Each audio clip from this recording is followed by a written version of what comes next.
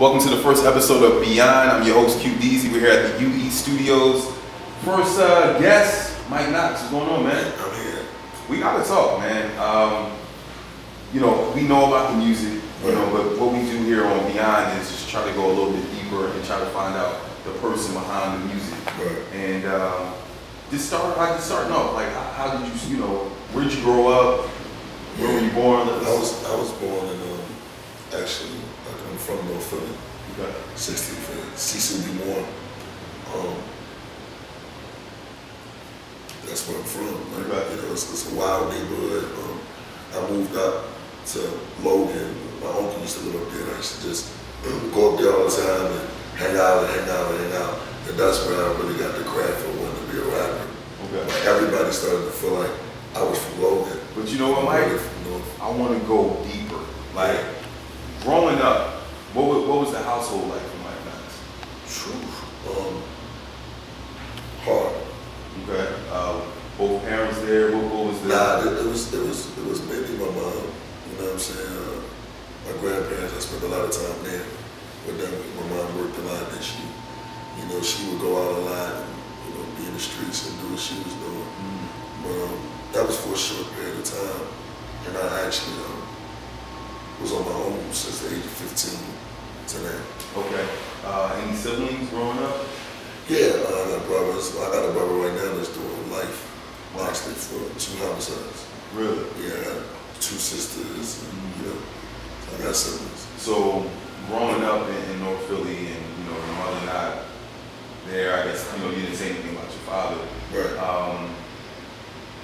Like, how was Mike Knox as a kid? I wasn't who I am now. Okay.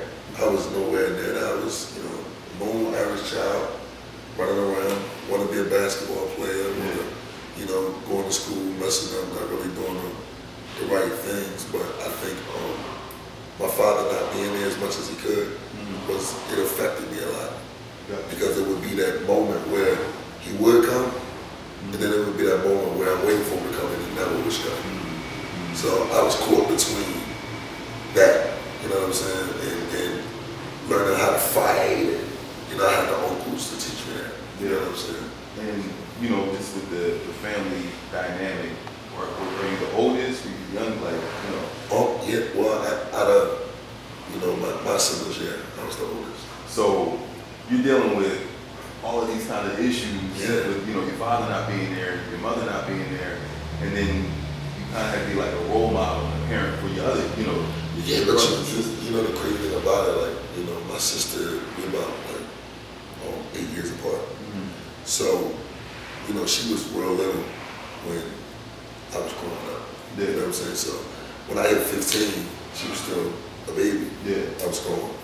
Wow. So, from 15 on, you were out on your own? Yeah, I say, from 15 on, from 15 to 18, I was homeless. So how did you survive? Like, what, It started out first, it would be more so like, I would stay at friends' houses, you know what I'm saying, to sneak me in, I would stay with them, and some nights I would fend for myself, or, and it made me start to hustle, because there was no income. Now, was this, this hustling, was it just, were you still going to school? At first. And now, what year or what grade did you drop out of school? I dropped out in the 11th. Okay. So, did you feel like it was a need that school wasn't going to help you, or you just felt like a sense of hopelessness where it's like, I got to figure something out? Well, I dropped out for numerous reasons. I needed income. I was on a run. I was wanted at the time, so I knew they was going to come get me from the school. Okay. And so it was like, yo, I can't be going to school. And a lot of my hustling would happen on the way to school. That was when weed was in, and it was just the right way. And it was like, whoever had the fattest bags, everybody would buy them.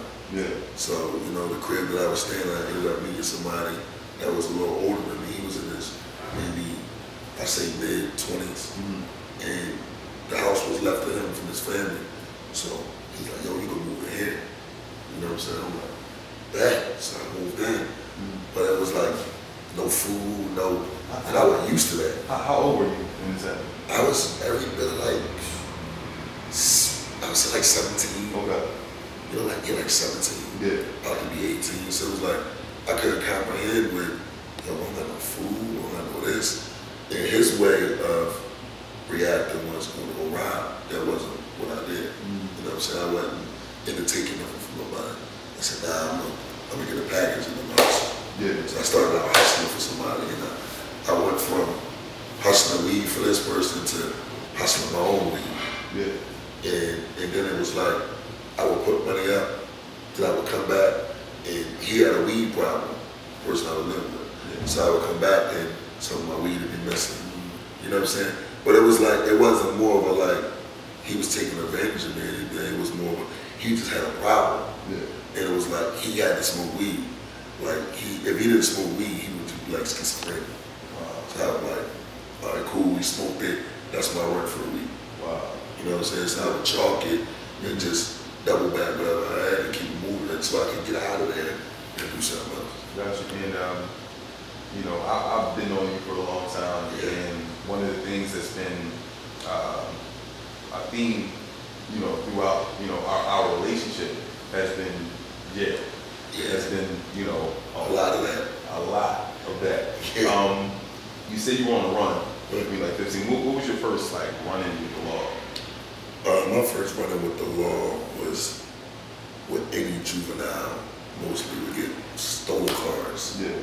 You know, boosted, like, you know, it was silly stuff. But you know, when you're young, you're curious. So you know, whatever, you know, age group you're around or whatever type company you keep, you start getting in trouble. Gotcha. And through the years, how was the relationship with your family, your mother, your father? I'm being honest with you. In the beginning, when I did go on a run, me and my mom relationship kind of changed for the fact that before that, back then when you go to court and you get locked up, it's up to, you know, the judge makes the decision, but the parents have a lot of say so. And the judge asked her, he said, what is it you want me to do? And right then and there I said, oh, I'm out of here. Why did you already assume that your mother was just going to, you know, make sure that you went to jail? Nah, I just felt like, no, I mean, like when I say out of here, I mean like I'm leaving. Like she's not gonna let me go to jail. Okay. You know, like there's no way. Like they're not, my mom's not putting me in there. Yeah. And she looked at me. She gave me this look that I've never seen before. It was like, look, it's this. Yeah. It's just like keep it. Wow. And from that moment, it changed everything. Okay, so how long did you have to, you know? I had to stay there for about maybe 6 months. Yes, it was like 6 months I stayed there. Were you in contact with your mother during that time? At first, I didn't want to talk to her. Yeah. I didn't want to talk to her for a few weeks, and then eventually I started to come around because I'm still young, I'm still a child. You know, and as a child, you know, when you're in those situations, you want your mom. Yeah. You know, because she knows who to talk to, how to get you out of it. But like, you know, I talked to her eventually, but at first, I really didn't want to. And moving into, you know, I guess your late teens, early 20s, when did music become, you know, I guess like the dream for you? It was a way of, I think it was a way of expressing frustration a lot. You know, I would be around people that was already doing music, you know. A friend of mine, his name was Cypher, and he used to rap all the time. And I didn't rap, but like he was like one of them guys in the hood that he had all of the sneakers. And I used to spend that over his house, he spent that over my house, but you know, at the end of the day, like I would wear his sneakers because I didn't have them. Like we wore the same size. I'm like, yo, what you gonna do with them joints? Like you forgot about them, let me wipe them off and rock them. Yeah. So it was like a thing, like whatever he did, I did. So when he started to rap, I started to like it and give it to him, like, yo, I want to rap. And he's like, yeah, I want to rap. Yeah. And he was like that guy, man. You know what I'm saying? So it was like, I would say to him, like, yo, say it. No, you should say it, you should say it. That's why you playing. And then I just started doing it more and more. You remember your first rap? No. You don't remember your first rap? No. Wow. You wanna know why? Because my first rap was a freestyle. Okay. And you know who I used to battle to get better? Who's that? Dice Raw. Wow. Dice Raw. Dice Raw used to bust my ass every day. Right? Okay. Because he was a freestyle. Like when he first went to the Roots, that was, you know, he was introduced to them through a guy named Kilo. So everything that he would do would be a freestyle. He didn't write nothing down. And he was, you know, he used to come around like, hey, whack. I was like, what? We would just go at it, go at it, go at it. And one day he was like, you got a little tough right there. You know what I'm saying? And I just stuck with it. Did that, so Dice Raw kind of gave you the confidence? Yeah, he did. Yeah, and were you a solo artist at first, or did you know, like when I met you, you know, I had this mic, I think it was Knox Landing mixtape, you were in the group, the affiliation. So, you know, was that, you know, quickly thereafter, or were you a solo artist? No, I never was a solo artist. I didn't become a solo artist until we went through a scenario where we had to deal with Town Degree Records. When we did the first single, it came out and our A&R was on vacation. So it was like, what's going on? And everybody at the label saying, yo, you need to be a solo artist, you need to be a solo artist. And I'm like, oh, I'm a solo artist, I can't even write a whole song by myself. So, you know, eventually I started doing it, just out experimenting. And my manager at the time, Mateo, was like, yo, this was a lot. Like, you think so? And he took it to about 89 to Copycat, and that's when it all started. Wow. And who else was in that group? It was the Prince. Me, Saif. Oh, so you and Saif still? Yeah, we ended up being Okay. a group. That's Rockstar, Quest, and that was it. Okay. And so you guys got, how do you guys get signed to Tommy Boy? I mean, you know, from this conversation, it's like you're rapping a little bit with Saif. Yeah. Dice Raw comes up. Yeah. He gives you the confidence. Right. Then you got to get it. Like, what was the process? It was like our manager at the time, somebody that was from the hood, that was from Louisville. He had ran into like some case money. And he wanted to do something, but he didn't want to just blow it. He was like, yo, I want to get into the music industry. So he came along and was like, yo, he went to Saif and was like, yo, let's make something happen. Saif got us and we all got together and started working on a project. We was actually doing a whole 4 album independently. Okay. And we was going through the same distribution company as Ranch Rock was going through at the time. And we had a meeting with Tommy Boy. They liked the music. Well, they heard the music. And the A&R really liked it, but he couldn't do nothing for us at that time. I kept the relationship, I kept communicating with him over the months. Then something came up, they said, yo, like, I got something I think I could, you know, fit y'all in. Come up. And it was like the day before we were supposed to take the actual final product to the distribution company to be mastered. And he was like, yo, don't take it, come to the meeting. So we went to the meeting and he was like, yo, do y'all want to do this deal? And we did the deal. Gotcha. And it wasn't for a lot of money. But At that time, it was what we needed. Gotcha. How old were you when this happened? I have to say at least 23. Okay, 23. Right after I got shot. How'd you get shot, man? Wow. And also, you know, that's what I wanted to know. Like, you know, during this time of your progressing as a rapper, what was going on in your personal life? Well, you know, like I said, you know, being on your own and being in the streets, you gotta be conscious of what's going on. You know, there was a physical altercation that went bad. You know, and I got shot and somebody else got shot as well. You know, the process from that other side of the fence. But I was put in the hospital, I was shot, my stomach was shot in my leg, and I had to wear a colostomy bag for like 8 months. Did that change anything for you? Like, It destroyed me. wow. It changed my whole mindset on everything, because from that point on I was paranoid. I said, I'm not letting nobody else shoot me ever again. vests and, you know, run around with guns and, you know, it was people would look at me and say, yo, he got a face that just like he wouldn't do it.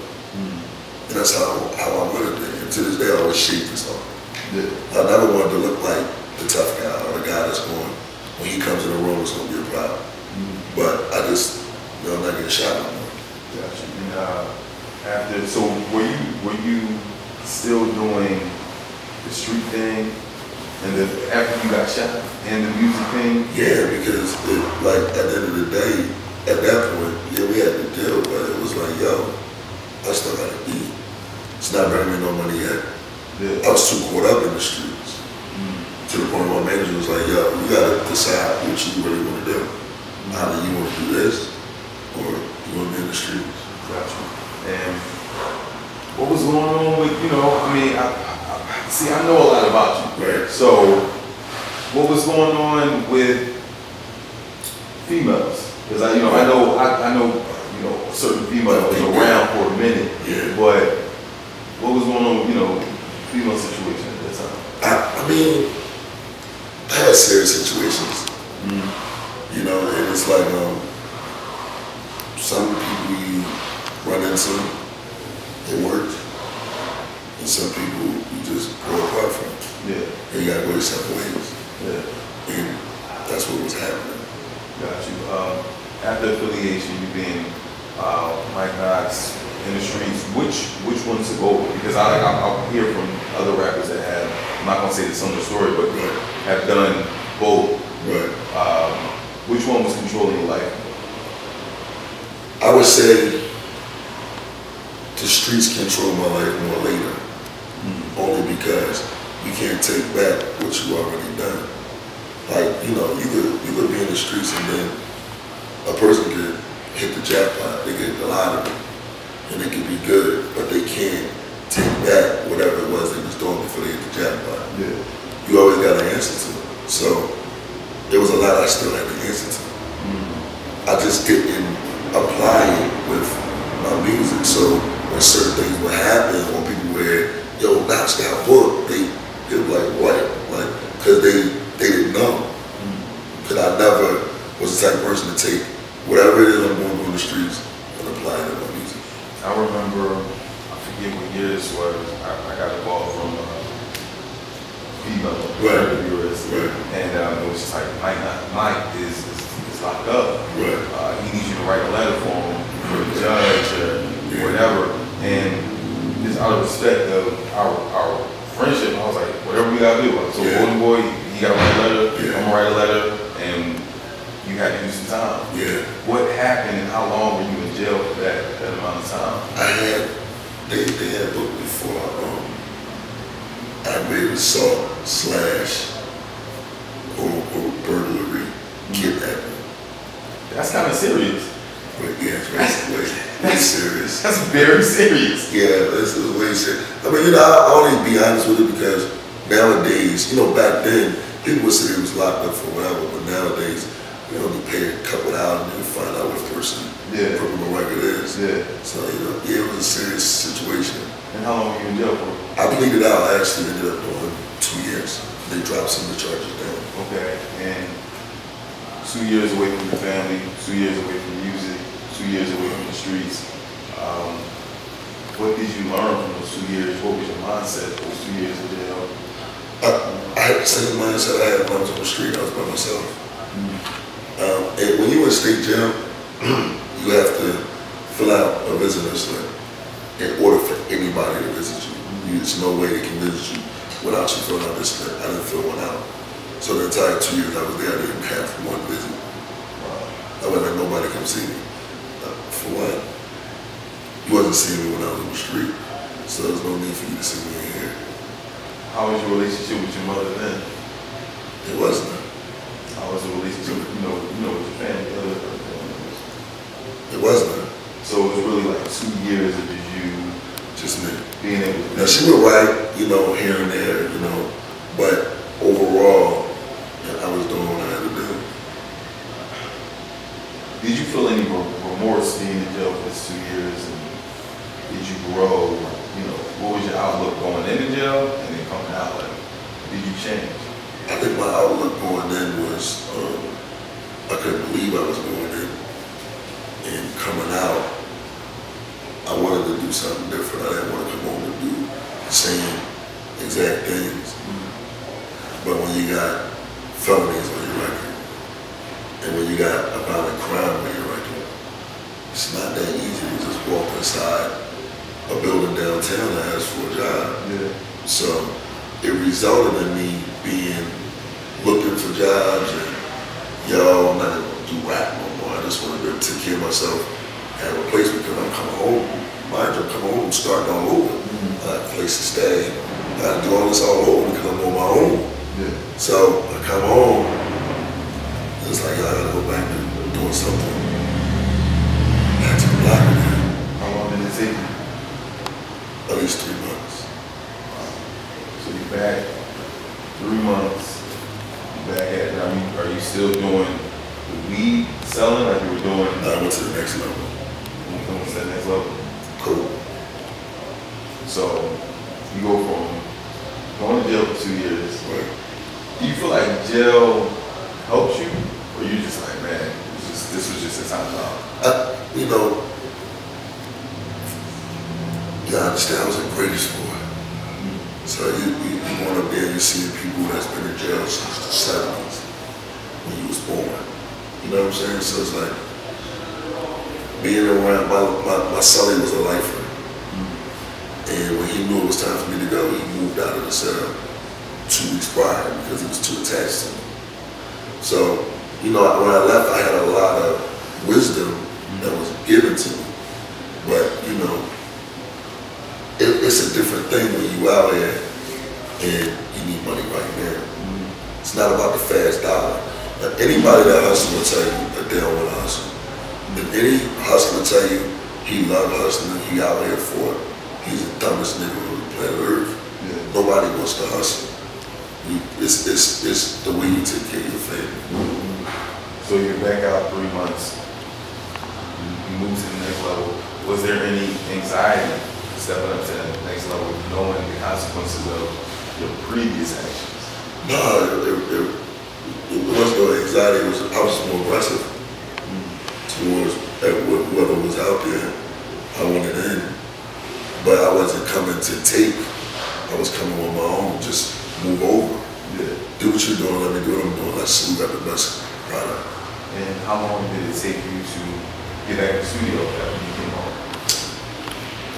Honestly, I would say my boys started calling, yo, you need to get in. You know, you need to work. And I'm like, man, I ain't fucking with that shit right now. Yeah. I got this money. This money is down. That ain't down right now.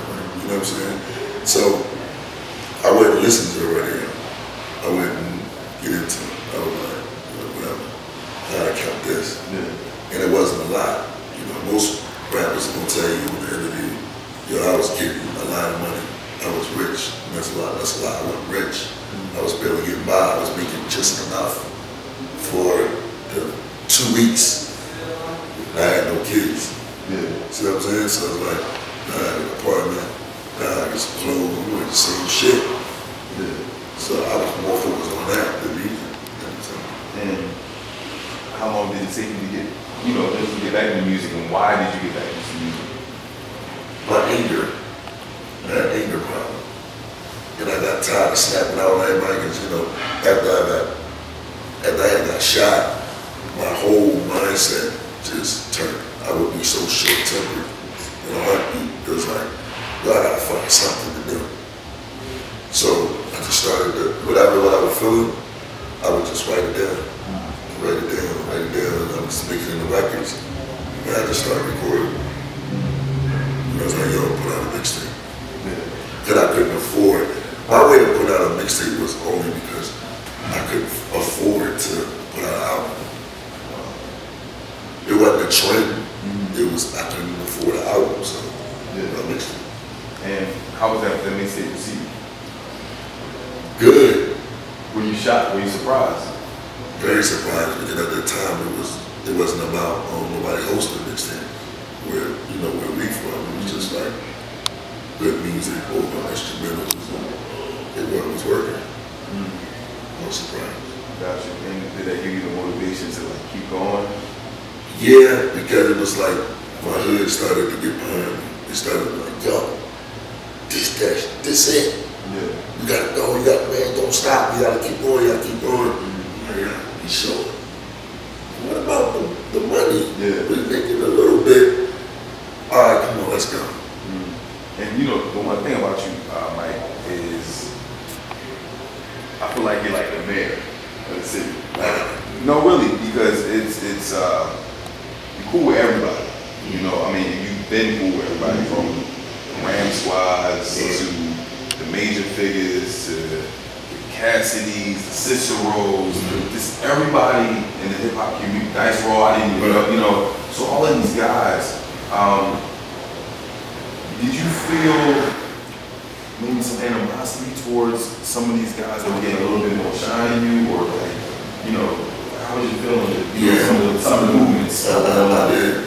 I felt at one point in time me and Kelly about moving in a good direction.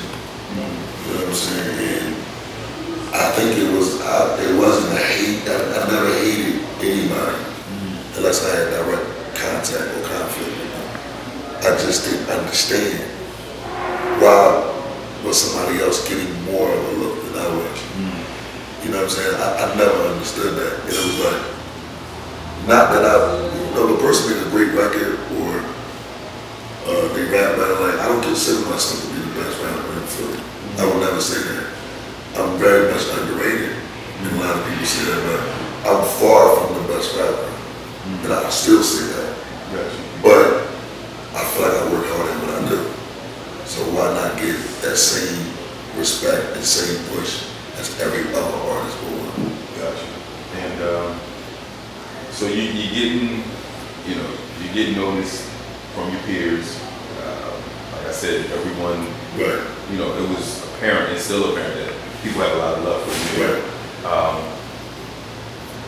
The music, people are knowing what's going on with that. Did you ever say, or did you ever slow up on the streets, or was that just something like you were addicted to? You know what? I wasn't addicted to it. I adopted the streets as my family. That was the closest thing to family to me. So it was like my crew, my homies, my niggas, like they was my family. Whatever they said, that's what went. You know, if they was wrong and they in the middle of something, whatever they in the middle of, I'm in the middle of it with them. And I cuss them out about it later, but right now we're gonna do what we came to do. And that's just how it was. Is it still the same way? Yeah. What happened? What made that transition? Age and going through more trials and tribulations as you get older, you start realizing people use you in certain scenarios. You know, you can use me, just don't misuse me. But I was misused a lot because of my loyalty. You know, they got that saying, too loyal. Sometimes you can be over loyal where it can hurt you in the end. And I think that's what happened. Gotcha. You said with age, a lot of things change with age. I know you have kids now. Right. How many kids do you have? I had two. I had two, 5 and 11. And with your 11-year-old, was that, how were you feeling when, you know, both your kids became zero? You know what? It's crazy because when like, you know, my daughter is actually my stepdaughter. She's my daughter. I won't do the stepdaughter thing, but she's my daughter. My son, when he was born, it changed me a lot, but I wasn't ready to be a father. So, you know, and I couldn't even do the father-son thing. I couldn't give him the love that he was supposed to get because I didn't get it when I was young. So it was like, I would just watch him and his mom. And I would just look, and I would be like over here. And they would be, you know, wow. Did that, when you had your son and, having your family, did that change the relationship with your father? Did it change the relationship with your mother? Did it make you want to reach out? It changed the relationship with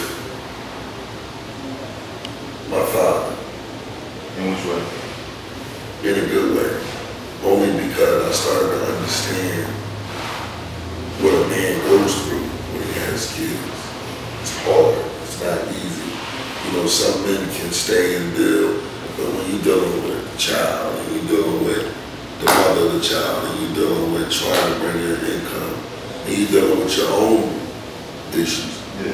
It can be frustrating.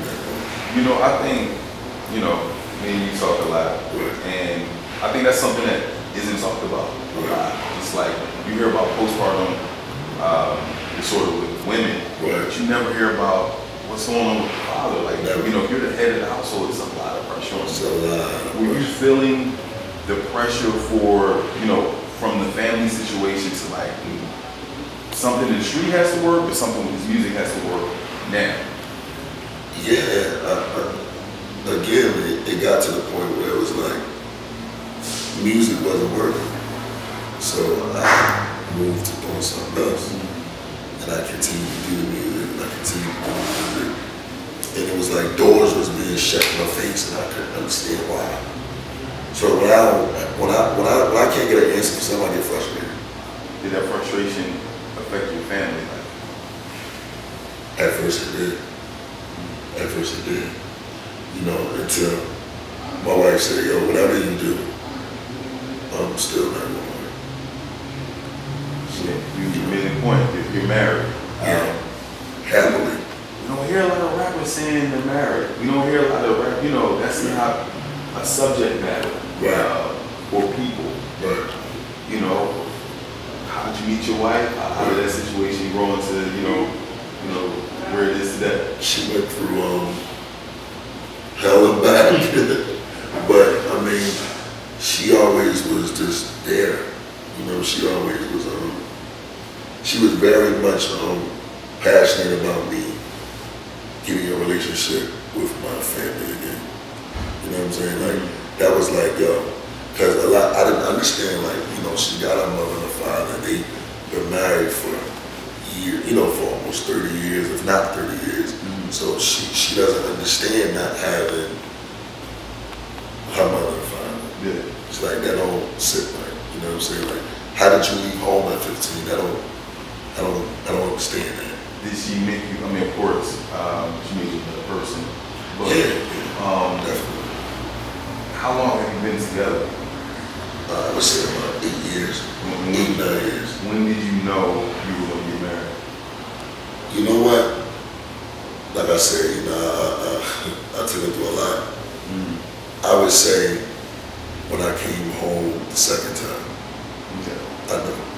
And like when I heard you get married, I'm like, I get married? Yeah. I get married. Like it was like, yeah, I jumped the room first. yeah, it was kind of like, it was crazy. Like, yeah, was talking about it, it was like, what? Yeah. You know, and I thought it was gonna be somebody else. But Right. you know, so everything is good on that front. Yeah, everything's great. Now we gotta talk about a couple rumors. Yeah. I know, like I said, you know, I feel like you're like one of these guys in Philly hip hop that everyone knows and everyone respects. And it was an incident that happened with you and BDC. Right. Can you know, just I guess tell us what happened with this situation? You know, it was one of them nights. You know, like the liquor going and we in the club and you know now that me and Beans know each other the way we know each other. I know what his mindset was at, he know what my mindset was at. And we had altercation, we had said words to each other. And we started throwing fists. Yeah. You know, and we fought, you know, and it was like, it was crazy, but it was something that I wouldn't take back. Because it made me like brothers right now. Yeah. Like I've seen clips on the internet. Yeah. And it's still a little bit surreal for me. Yeah. Seeing like Beanie Siegel and Mike Knox in the studio. Yeah. You know, y'all riding together, doing certain things, and it just shows like the maturation process, you know, with you guys. Like, what would you compare your relationship with Beanie Siegel today? Today, like brothers. Like the third brother, because he already has a brother. Yeah. But it's like we tight, like I call his mom. Wow. Like I'm around his wife and kids. You know what I'm saying? Like he's been around my kids, around my wife. So we talk about things that we could be on the phone for 2 hours and not say anything about rap. You know, and that's just the difference. And we always been real with each other. Where was that transition? Where did that happen? And what was that? Was it a moment where it's just like, yo, I like this dude. Like, you know, we can click. It more so like when it went down, everybody was doing the talking except for us. You know, because you got people that don't like him, you got people that don't like me. And then you got the whole North Philly, South Philly thing that was coming about, but it exists, but it doesn't exist. You know, and it's like, we seen each other. And we seen each other a few times, and it was like, I'm not gonna be the one. And he was like, I'm not gonna be the one. And it was like, that one moment we seen each other at TLA at a Nike event. And he looked at me, I looked at him, and we just bust out laughing. And there was a room full of cameras, a room full of people. So everybody, cameras was set, like, is they about to, and it was like, and we hugged and we talked, exchanged numbers, like, yo, call me. We called each other and we busted up. So it was like, it wasn't about no record, it wasn't about going on the radio, it wasn't no publicity stuff, it was at that point. You know what I'm saying? He was wolf talking, I was wolf talking. When I see you, and you know, we was going through our episodes, and we gained respect for each other more. Like later on down the line, it was like, cause he has a cousin named Cousin Lil, and me and Lil was real tight, and he was in jail, he was hurt behind what me and Biz went through. So he went home, was like, y'all gotta fix that. I don't care about that bullshit, y'all gonna talk, you know what I'm saying? So it was like, we both respect him, and we talked, and we was cool. Next, issue. It's been publicized that you're going through like some legal issues now.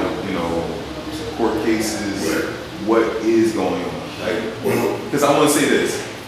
Traditionally, when things are happening out in the streets with certain people that that you're close with, but you're not in the super inner circle, you never get the real story. You just get, oh, Mike is down, or oh, Mike, they trying to hold him down again. Like, you never get what goes on, what the actual issue is. So what's this actual issue that I'm hearing that you're facing a lot of time? What happened? Well, I was indicted by the Fed that was sitting in the house one night, and boom, boom, boom, boom, boom, boom, boom, boom, boom, boom. So, I'm thinking this is somebody trying to break in. Come downstairs, I'm like, baby, it's, they got the wrong door, is the word. So initially, they here for the tickets. So I'm like, oh, I'm about to open the door, kick the door, and I open the door. I see my complex in each other. Step out. I'm still thinking they got the wrong house, but they got the right house. They got pictures, we got a body warrant for me. Like, what's this about? They're like, we don't know, we just came to get you. They took me down and told me what it was about. It was a white collar crime, basically. That was a 7 or 8 man indictment, including my best friend who was indicted with me. And everything just shifted in that one moment. Like, it was like, now what? And it was like, yo, it's bound here to be at 1 o'clock. They came down at 5 in the morning. You know what I'm saying? So it's like, I already had a lawyer, I had Robert Gamberg, who introduced me to Ty Henry. And I ended up getting Ty Henry to represent me in the case. That cost me a lot of money because, federal cases is way more expensive than Commonwealth cases. So my bond was set, and you can't give the money. So it had to be houses put up. My mother-in-law and father-in-law put their house up. Then we had to put our house up, and I was put on house arrest, and I had to forfeit my passport. So what's going on with the situation now? Well, it's been a week. You know what I'm saying? It's been a week, which has been good for me. I've been able to do things and progress, and make sure everything's straight with my family. If I have to go, it's been a week. How's it looking? Like, I'm gonna sit down. So you're going to have to go in? Yeah, I'm definitely gonna do it. And how many? Is it years? Is it months? It's years. How many years do you? I don't know. I'm right now. don't know how you say it with a smile on your face. You know why? Because it's like, I always prepare myself for whatever it is I'm going to go through as far as when you're doing time. That's another person that people don't know. Like, people have to be, in order to know who I am behind the wall, you have to be behind the wall with me. I'm not, when I'm out here, I'm not that same person. Gotcha. It's a different me. I don't even know who it is. It's just a different me. I'm not like Knox the rapper. I'm not like, I'm none of that. Like, I don't like talking about that rap shit. I don't want to listen to no rap shit. I'm here to do my time, and that's just that. So, I think people want to know, are you looking at 5 years? That's a start. That's a start. Wow. That's a start. What do you say to your family? What do you say to your son and your daughter and your wife? I didn't figure that out yet. You know, right now we're just living. You know what I'm saying? It's like, you can only take it day by day. I've been out now a year and a half, going on 2 years. Okay. But it's almost that time to go and answer to it. Has anybody else in that situation, you know, the 7-8 man indictment, and have they been charged or sentenced? Yeah, a few people been sentenced. You know what I'm saying? They're down to the last two.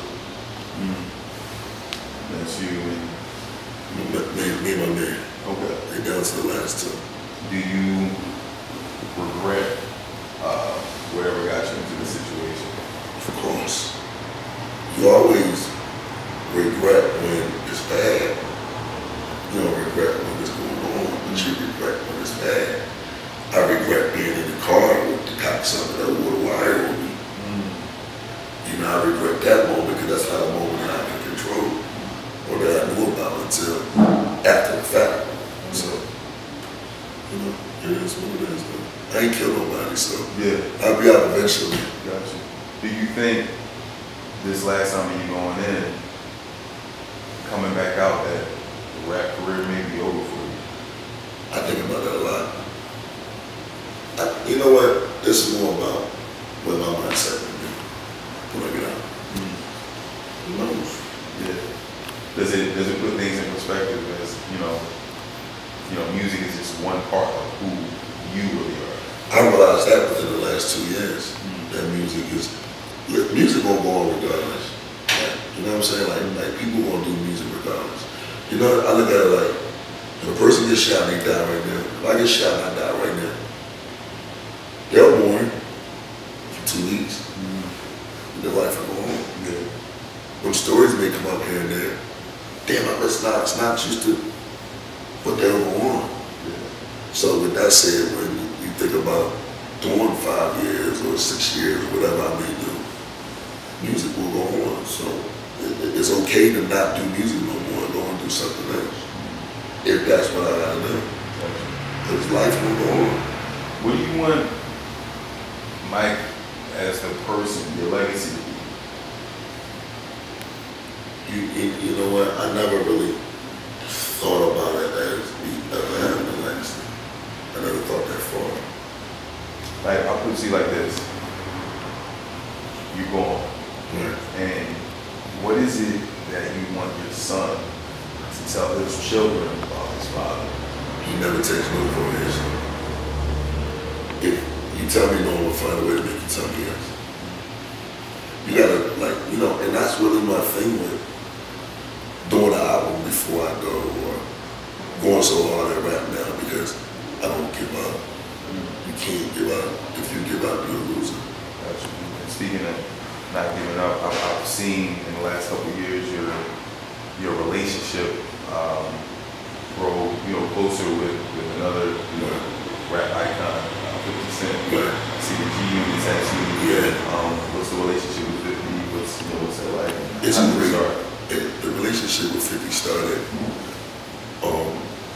with a friend of mine named Steve Brody. He liked when I was doing it, he said, yo, I'm gonna take you to 50. I'm like, yeah, I'm gonna take you to. And 50 had a big show in Jersey this morning that Eminem was doing the anger management tour. And he took me over there and he walked me backstage, walked me in the room and he said, this the guy that signed to you for Philly. And he was like,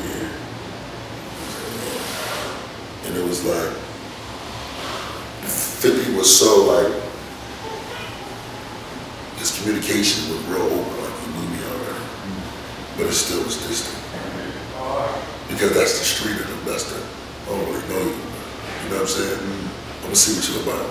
So over the course of time, you gotta go through the phases. You don't just get in and get next to the boss, like, you know, it don't work like that. And then other things started to happen. You know, you got dudes, you know, moving in different directions and doing things that was like disloyal, so it make you not so open to letting another new person in. But me, the type of person I am, like, yo, I ain't tripping. Let me get my time to shine, you know, regardless of how I come. But that's what I want to be. And everybody would, like, yo, why you got cheating on her? Hey, them niggas ain't there, them niggas ain't driven. But it became more of a family thing. Like me and Tony Ayo, that's my brother. Like, it's love him to death, do anything for him. So it's like, he really was like, yo, Fifth, this guy's, he got that movement every time. Time run around, I got other niggas with me. Everybody, man, whatever, you know, and that's what G-Unit was at that time. So for me to have that with no major deal, it was like, let's pay attention to this guy. We ain't gonna run from it. But I wasn't ready musically. Because at that time when G-Unit was killing the game, he was putting out hits after hits after hits after hits. And I didn't know how to make a hit record. I just knew how to rap. That's all I know how to do. And now I give you a 16, and I give you a hook, all right hook, and I give you another 16. But that second 16 ain't better than the first 16. And the hook could be better, so I wasn't ready. And I knew I wasn't ready. So I chilled. And I did other things, and I stayed around, I stayed around. And now here we go. Gotcha. So it's family forever. Yeah, it went from me seeing 50 when I could see 50 to I can call 50 Cent, talk to 50 Cent myself. I don't gotta go through anything.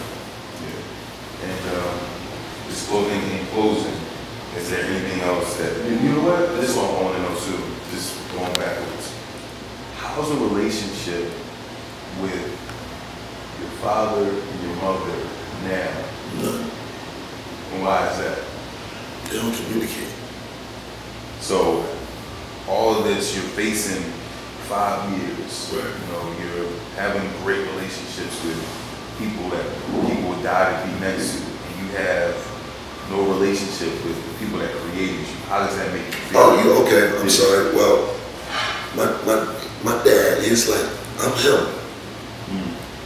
We don't do no bushy stuff.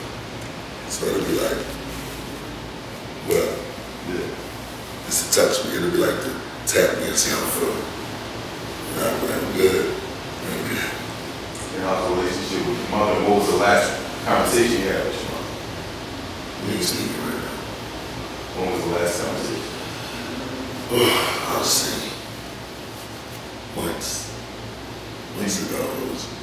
It was kind of crazy. Do you think that's one of the things you need to resolve before you know?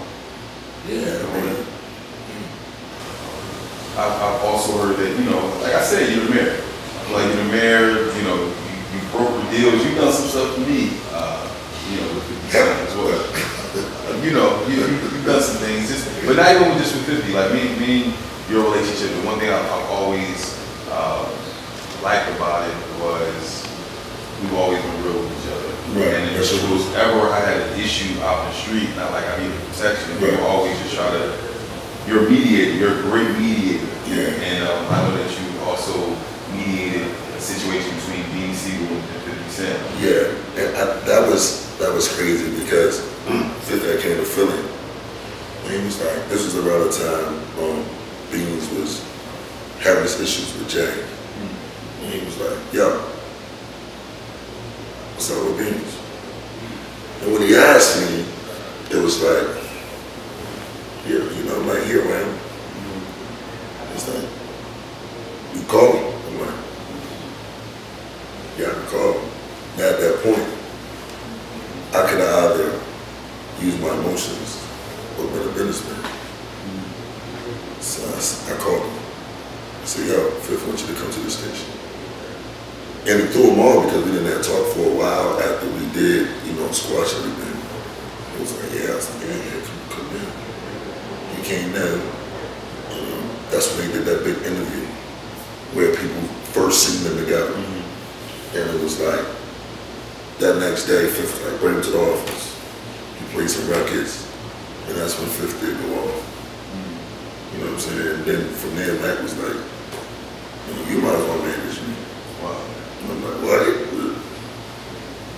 Man, let's do it. Wow. Are you still managing? Well, currently, he's chilling right now. He's kind of fall back from music at this moment, so he's not doing much right now. How did you feel when Tommy Hill got killed?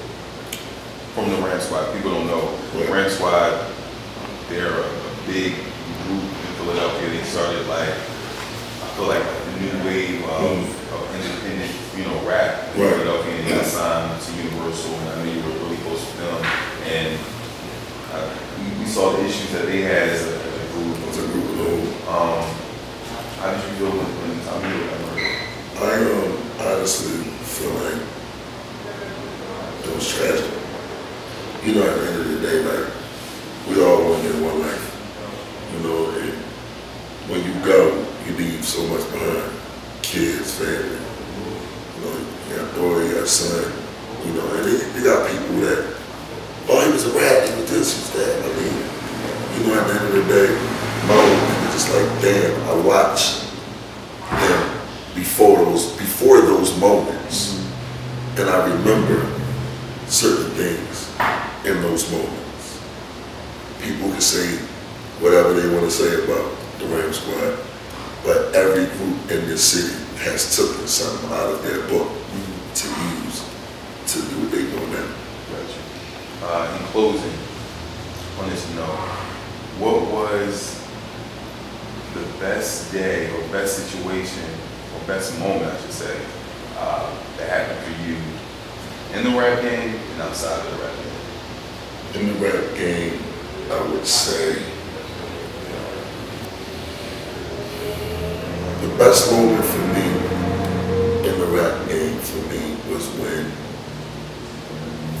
I got out of jail from my current situation and I had a meeting with 50 and I told him my situation and he was like a concerned parent. Like, how much that, it was like, I didn't grow up with this man. Yeah. You know what I'm saying? I'm not saying this for media. A lot of people use his name just to get attention, but this is real. It's like, that man don't have to do nothing. He ain't got to write on the phone with my lawyer. Yo, what's going on? What do we got to do? And it was like, he would call me and be like, yo, I'm trying to figure out the best way to do this or do that for you. You know what I'm saying? And it would be like, okay. Because he's a different type of guy. You know what I'm saying? You're dealing with a guy that is from Southside Jamaica, Queens. Everybody's looking at the violin award money. He sold this many records. I don't look at that when I'm around. I look at just, that's my man. You know what I'm saying? That's my man. Sometimes people look at me like, crazy, you tripping, he got all that fucking money. He don't just give you about that. Yeah. I would take the knowledge over any dollar. Gotcha. You know what I'm saying? And what was the best moment in your life outside of the rap game? Married my wife. Smart man, even if you don't believe that, he's a smart man. You're really married. That was a test. That wasn't really, I wanted to see. I was like, all right, if you see something else, ain't got about his kids, his wife, yeah, you weren't going to be going home. Yeah, no, it's real because I would probably be there. Honestly, I was out there, man. I was going. She was the one that would be like, when you fuss and you snap out and you don't want to hear nothing, her voice is my voice of reason. Like, yo, no. And it'd be like,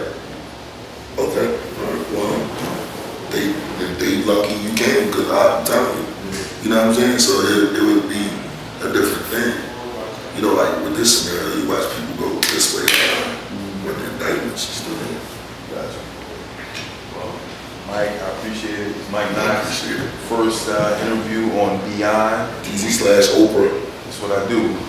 Yeah, next chapter. Next chapter with Deezy and Knox. No, thanks for giving me time opening up, and I really appreciate it, man. Thanks for having me. Man.